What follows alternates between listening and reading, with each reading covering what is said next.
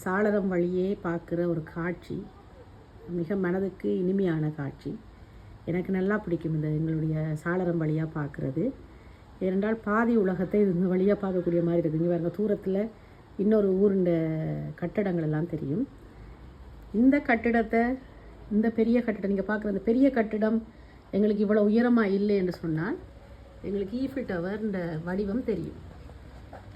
எங்களோட வீட்டுக்கு மேலே ஏற ஏற ஏற அங்கேருந்து ஈஃபில் டவரை பார்க்கலாம். நாங்கள் பாரிஸுக்கு அருகில் தான் இருக்கிறோம். ஈஃபில் டவரை பார்க்கலாம்.